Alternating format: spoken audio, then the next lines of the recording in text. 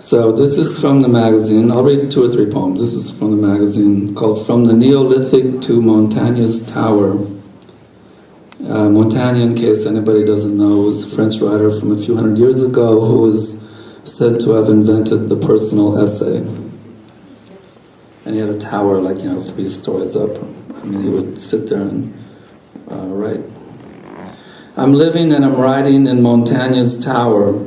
It is 3 flights up. I'm exercising an aristocratic right to free will, indoor plumbing, and due process.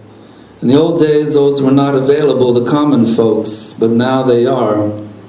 We are living like aristocrats or down on their luck, but all the land belongs to us, or so we like to think.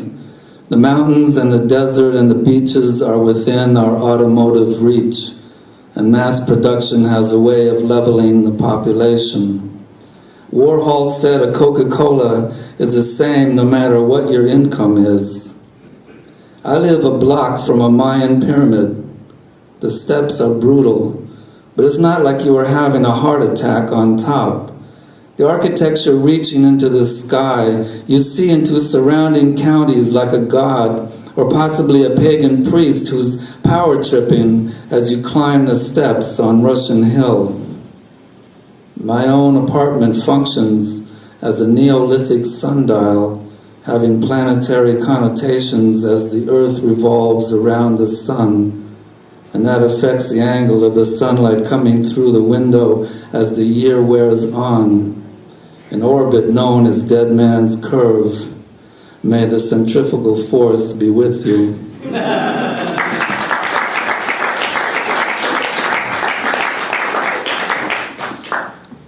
Disillusionment. It is testing the maturity of someone when it comes to how they weather disillusionment. It happens to the best of us, and it is hard to avoid.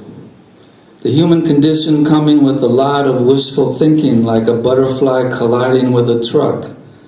Illusions are a side effect of being under pressure with a limited awareness, and you're reaching for a pleasant thought like someone drowning reaches for a stick, and then it turns to smoke, and you inhale it, and it's keeping you afloat, but not forever. I have weathered disillusionment and lived to tell about it.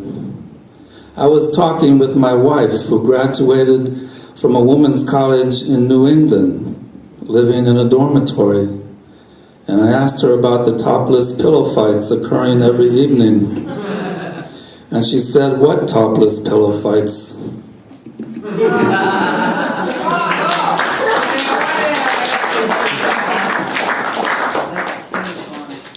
Thank you. This is the last one. It's about reading, which means it's about writing, which means it's hella apropos for this occasion. Transcript.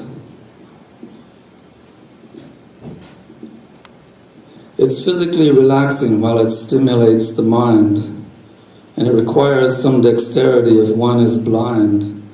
You're riding on the optic current of a borrowed insight. Though you're horizontal, it will keep you up at night. You listen to the inner monologue of someone famous, or the outer dialogues of the anonymous. You're riding on their shoulder as they interview another human being who is rumored to have had a mother once upon a time. A writer doesn't feel his readers. They are weightless.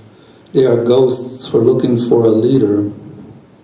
Their attention is conforming to a narrative. It has a logic of its own.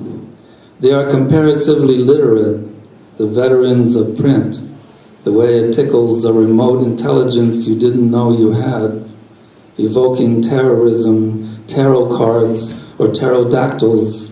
You realize your sorry life is not so bad.